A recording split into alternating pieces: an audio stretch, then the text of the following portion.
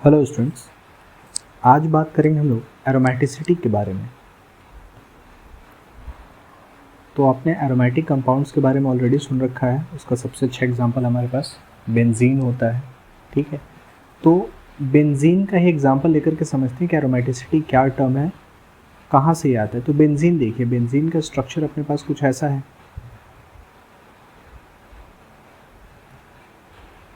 अब ये क्या हो गया, benzene is highly unsaturated.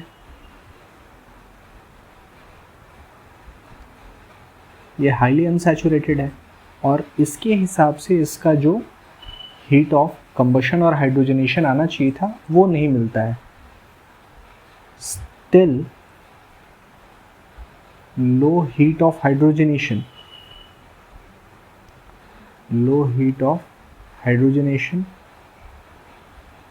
And combustion. तो लो हीट ऑफ हाइड्रोजनेशन और कंबशन का मतलब क्या है कि इसकी स्टेबिलिटी ज़्यादा है। जितना हम लोग एक्सपेक्ट कर रहे हैं इसकी स्टेबिलिटी उससे ज़्यादा है। और हाईली अनसैचुरेटेड जैसे एल्कीन और एल्काइन होते थे तो उसमें रिएक्शंस एडिशन रिएक्शंस होते थे, बट यहाँ पे क्या होता है, they do not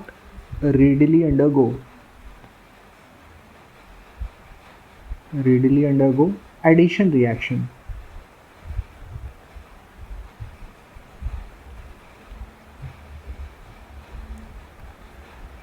They seem to retain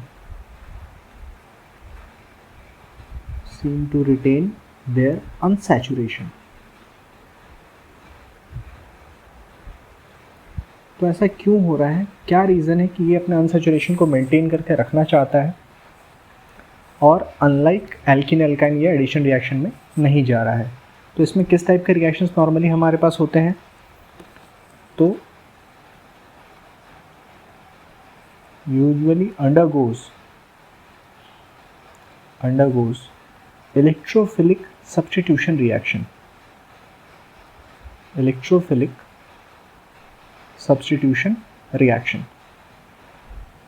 तो इनिशियली हम लोग एरोमेटिक का मतलब बेंजीन समझते थे या बेंजीन के डेरिवेटिव्स को समझते थे, बट आगे हमारी अंडरस्टैंडिंग्स जब इम्प्रूव हुई तो अभी बहुत सारे कंपाउंड्स हैं जो एरोमेटिक के अंदर में चले आते हैं। तो यहाँ पे अनयूजुअल स्टेबिलिटी जो है, तो सबसे पहले अपने को समझना पड़ेगा कि कौन सा कंपाउंड हमारे पास एरोमेटिक है, और जो एरोमेटिक होगा उसमें अनयूजुअल स्टेबिलिटी आएगी, मतलब जो एक्सपेक्ट कर रहे हैं उससे ज़्यादा स्टेबिलिटी आएगी। तो एरोमेटिक कंपाउंड्स में क्या होता है, एक सबसे यूजुअल टर्म है कि अनयूजुअल स्टेबिलिटी, मतलब जिस टाइप की स्टेबिलिटी हम लोग एक्सपेक्ट भी नहीं कर रहे हैं वैसी स्टेबिलिटी वहाँ पर एग्जिस्ट कर रही है। तो सबसे पहले चलिए हम लोग समझ लेते हैं कि एरोमेटिक कंपाउंड्स कैसे चलेगा पता कि एरोमेटिक कंपाउंड है कौन सा। तो एरोमेटिक कंपाउंड में देखिए कुछ चीज़ें आपको ध्यान में रखनी पड़ेंगी। पहला रूल जो इसमें आता है आइडेंटिफाई करने का, उसको हम लोग बोलते हैं हकेल रूल और 4n+2π इलेक्ट्रॉन रूल। तो 4n+2π इलेक्ट्रॉन में n क्या हो जाएगा हमारे पास, n कैन बी 0, 1, 2, 3 और एनी होल नंबर। ठीक है, तो वैसे अगर इलेक्ट्रॉन में आप जाएं तो अगर आपने n को 0 रख दिया तो आपके पास नंबर ऑफ इलेक्ट्रॉन कितने मिल जाएंगे, नंबर ऑफ इलेक्ट्रॉन हमारे पास उस केस में आ जाएगा 2 आ जाएगा। अगर मैंने n1 रखा तो 6 हो जाएगा, n2 रखा तो हमारे पास 10 हो जाएगा, n3 रखेंगे तो 14 हो जाएगा। तो इस वे में हमारे पास ये नंबर ऑफ इलेक्ट्रॉन्स चले जाएंगे। तो सबसे फर्स्ट रूल है कि हमारे पास नंबर ऑफ इलेक्ट्रॉन एरोमेटिक में क्या होने चाहिए, 4n+2π इलेक्ट्रॉन्स होने चाहिए। दूसरा कंडीशन जो यहाँ पे आता है वो दूसरा कंडीशन क्या है कि स्ट्रक्चर हमारे पास प्लानर होना चाहिए, डीलोकलाइज्ड इलेक्ट्रॉन होने चाहिए। ठीक है, तो प्लानर स्ट्रक्चर होना चाहिए हमारे पास। अगर प्लानर स्ट्रक्चर होगा तो ही जाकर के हमारे पास डीलोकलाइजेशन ऑफ इलेक्ट्रॉन हो सकता है। तो प्लानर स्ट्रक्चर, रीज़न क्या है, ताकि ये डीलोकलाइजेशन ऑफ इलेक्ट्रॉन हो सके, वहाँ पे डीलोकलाइजेशन ऑफ इलेक्ट्रॉन क्लाउड्स, जैसा कि बेंजीन में होता है हमारे पास। ये दोनों चीज़ें सबसे पहले तो होनी चाहिए। अगर ये दोनों चीज़ें हो पा रही हैं वहाँ पे कि प्लानर स्ट्रक्चर है हमारे पास, ठीक है, और हकेल रूल फॉलो कर रहा है, तो उस केस में कंपाउंड हमारा एरोमेटिक हो जाएगा। जैसे आप देखिए, अगर आप एग्जांपल ले ले बेंजीन का, बेंजीन का अगर एग्जांपल ले लें हम लोग, तो बेंजीन में हर कार्बन का हाइब्रिडाइजेशन जो है sp2 है, और sp2 का स्ट्रक्चर कैसा बनता था, ट्राइगोनल प्लानर बनता है। और ट्राइगोनल प्लानर का मतलब क्या है कि ये स्ट्रक्चर प्लानर है। तो इसमें जो भी हमारे पास p ऑर्बिटल्स हैं वो ओवरलैप करेंगे और इलेक्ट्रॉन क्लाउड क्या होगा, डीलोकलाइज हो जाएगा।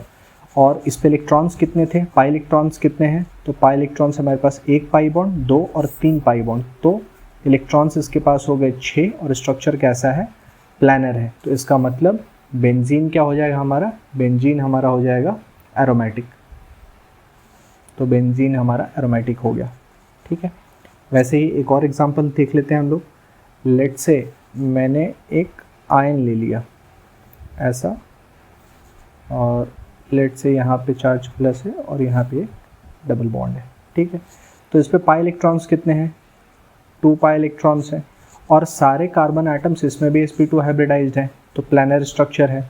तो ये भी क्या हो जाएगा हमारा, ये भी एरोमेटिक हो गया, ठीक है। अगर हेट्रोसाइक्लिक कंपाउंड हम लोग किसी को देख ले, जैसे हम लोग फ्यूरान का एग्जांपल ले लेते हैं। लेट्स से मैंने फ्यूरान ड्रॉ कर लिया। अब फ्यूरान में यहाँ ऑक्सीजन के पास 2 लोन पेयर और ये डबल बॉन्ड। अब यहाँ पे जब आप पाई इलेक्ट्रॉन निकालेंगे तो ऑक्सीजन के पास 2 लोन पेयर जो है उनमें से कोई एक लोन पेयर ही पैरेलल p ऑर्बिटल के अलॉन्ग एग्जिस्ट कर रहा है, दूसरा अपना 90 डिग्री पे एग्जिस्ट करेगा। तो इसका मतलब किसी एटम पर अगर 2 लोन पेयर है तो हमारा कॉन्जुगेशन में सिर्फ एक पेयर ही इन्वॉल्व हो सकता है। तो 2 पाई बॉन्ड और एक लोन पेयर, इसीलिए इसके पास पाई इलेक्ट्रॉन्स कितने हो जाएंगे, पाई इलेक्ट्रॉन्स इसके पास 6 पाई हो जाएंगे, ठीक है। और स्ट्रक्चर यहाँ भी क्या है, कॉन्जुगेशन है, प्लानर है। तो इस केस में भी हमारे पास एरोमेटिक नेचर एग्जिस्ट करेगा। तो ये तीनों ही एग्जाम्पल जो हमारे पास थे ये एरोमेटिक कंपाउंड्स हो गए। और एरोमेटिक कंपाउंड में क्या होगा, नॉर्मल इलेक्ट्रोफिलिक सब्स्टिट्यूशन होता है, एडिशन रिएक्शन को नॉर्मली ये रेजिस्ट करते हैं वहाँ पे और अपने अनसैचुरेशन को मेंटेन करने का ट्राई करते हैं, ठीक है। तो ये बात थी हमारी एरोमेटिक कंपाउंड के बारे में। अब जैसे मैंने एरोमेटिक समझाया आपको, वैसा ही एक और कंपाउंड होता है जिसको हम लोग बोलते हैं एंटी एरोमेटिक। एंटी एरोमेटिक, तो एंटी एरोमेटिक क्या हो गए, तो एंटी एरोमेटिक को आप ऐसा समझिए कि ये हमारे planner conjugated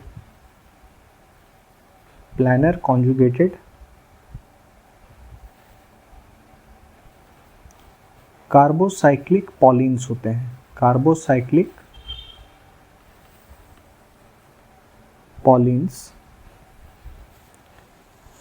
that are less stable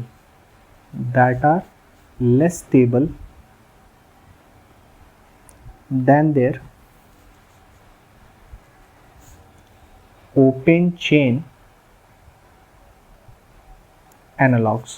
मतलब इसी मॉलिक्यूलर फॉर्मूला के लिए अगर हमारे पास इसका ओपन चेन एनालॉग होगा और उसकी जो स्टेबिलिटी होगी, तो एंटी एरोमेटिक कंपाउंड का जो साइक्लिक स्ट्रक्चर वाला कंपाउंड है उसकी स्टेबिलिटी ओपन चेन वाले से कम हो जाती है। एरोमेटिक में क्लोज चेन या एरोमेटिक कंपाउंड की स्टेबिलिटी उसके ओपन चेन एनालॉग से ज़्यादा होती है। एंटी एरोमेटिक की स्टेबिलिटी अपने ओपन चेन एनालॉग से कम हो जाती है, ठीक है। तो कैसे पता चलेगा हम लोगों को, तो यहाँ पे भी क्या होना चाहिए, यहाँ पे स्ट्रक्चर प्लानर होना चाहिए। यहाँ पे स्ट्रक्चर प्लानर होगा हमारा फर्स्ट, और दूसरा यहाँ पे 4n पाई इलेक्ट्रॉन्स होने चाहिए। यहाँ पे नंबर ऑफ इलेक्ट्रॉन्स जो हो जाएंगे वो 4n पाई होंगे, और यहाँ पे n हमारा n कैन बी 1 2 3, मतलब नंबर ऑफ इलेक्ट्रॉन्स अगर आप देखें यहाँ पे तो नंबर ऑफ इलेक्ट्रॉन आपके पास 4 हो सकते हैं, 8 हो सकते हैं, इस वे में हमारे नंबर ऑफ इलेक्ट्रॉन्स चले जाएंगे। तो एक सिंपल सा एग्जाम्पल ले लेते हैं, जैसे मैंने यहाँ पर ये एग्जाम्पल ले लिया। तो इसमें देखिए, इसमें पाई इलेक्ट्रॉन्स कितने हैं, तो इसमें पाई इलेक्ट्रॉन्स अपने पास 4 हैं, 2 पाई बॉन्ड है, और सारे एटम्स क्या हैं, sp2 हाइब्रिडाइज्ड। तो स्ट्रक्चर क्या बन गया, प्लानर स्ट्रक्चर हो गया। तो कॉन्जुगेशन है, प्लानर स्ट्रक्चर है, बट नंबर ऑफ इलेक्ट्रॉन्स कितने हैं, 4n पाई इलेक्ट्रॉन है। तो ये जो कंपाउंड हुआ साइक्लोब्यूटाडाइन, ये हमारा बन गया यहाँ पर एंटी एरोमेटिक। ये कंपाउंड हमारा एंटी एरोमेटिक कंपाउंड हो गया, ठीक है। सिमिलरली हमारे पास एक और टाइप ऑफ कंपाउंड्स होते हैं जिसको हम लोग नॉन एरोमेटिक बोलते हैं, नॉन एरोमेटिक कंपाउंड। तो नॉन एरोमेटिक कंपाउंड में क्या होगा, इसको हम लोग बोल सकते हैं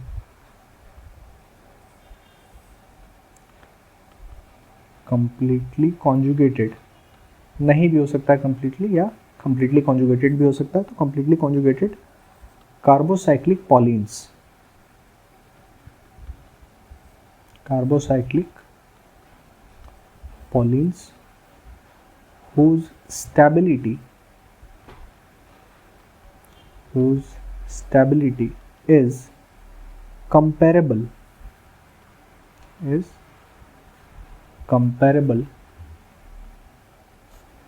to their open chain analogues,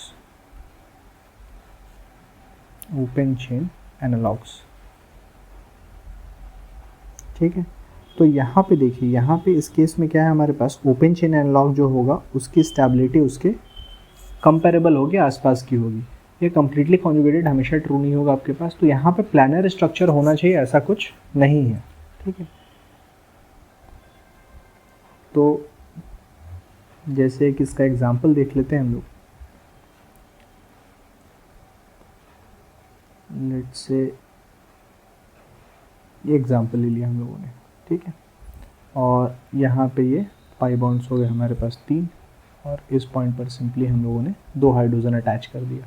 अब इस केस में क्या है, देखिए कि ये वाला जो कार्बन आइटम है ये sp3 हाइब्रिडाइज्ड है, ठीक है। बाकी सारे sp2 हाइब्रिडाइज्ड थे, ये sp3 हाइब्रिडाइज्ड हो गया। इलेक्ट्रॉन्स कितने हो गए, 6 पाई इलेक्ट्रॉन्स हो गए, बट ये स्ट्रक्चर प्लानर नहीं है, ठीक है। और कंप्लीट कॉन्जुगेशन भी यहाँ पर नहीं मिल रहा हम लोगों को। तो यहाँ पर सिंस ये प्लानर स्ट्रक्चर नहीं है, तो ये स्ट्रक्चर जो होगा ये हमारा बन जाएगा नॉन एरोमेटिक बन गया ये। तो आप सिंपली याद रख सकते हैं कि प्लानर, कॉन्जुगेटेड, कंप्लीटली कॉन्जुगेटेड और 4n पाई इलेक्ट्रॉन रहा तो aromatic, 4n plus 2 pi electron aromatic में। अगर 4n पाई इलेक्ट्रॉन और प्लानर स्ट्रक्चर रहा तो एंटी एरोमेटिक, और इन दोनों में से अगर कोई नहीं हो रहा तो वो हमारा नॉन एरोमेटिक कंपाउंड हो जाएगा। अब इनकी स्टेबिलिटी में अगर हम लोग जाएं, इन कंपाउंड्स की स्टेबिलिटी में अगर जाएं, तो सबसे ज़्यादा स्टेबल जो होता है वो हमारा हो जाएगा एरोमेटिक कंपाउंड। एरोमेटिक कंपाउंड की स्टेबिलिटी सबसे ज़्यादा होती है। देन हमारे पास नॉन एरोमेटिक एंड देन हमारे पास एंटी एरोमेटिक। मतलब एंटी एरोमेटिक की स्टेबिलिटी सबसे कम होगी, उससे ज़्यादा नॉन एरोमेटिक की, और उससे भी ज़्यादा एरोमेटिक कंपाउंड की स्टेबिलिटी हो जाएगी, ठीक है। और ऐसे कंपाउंड्स के कैरेक्टरिस्टिक रिएक्शन क्या होते हैं, तो कैरेक्टरिस्टिक रिएक्शंस अगर आप समझें यहाँ पे, तो एरोमेटिक कंपाउंड का कैरेक्टरिस्टिक रिएक्शन है इलेक्ट्रोफिलिक सब्स्टिट्यूशन रिएक्शन। वहीं हमारे पास नॉन एरोमेटिक कंपाउंड में क्या होगा, इसमें सिंपली एडिशन रिएक्शन होगा। जैसा एल्कीन और अल्काइन में होता था वैसा ही यहाँ पर एडिशन रिएक्शन कैरेक्टरिस्टिक रिएक्शन है इसका। Whereas anti aromatic compound में क्या होता है, दे अंडरगो डाइमराइजेशन रिएक्शन। उससे क्या होगा, उससे वो लोग स्टेबलाइज हो जाएंगे in order to gain stability.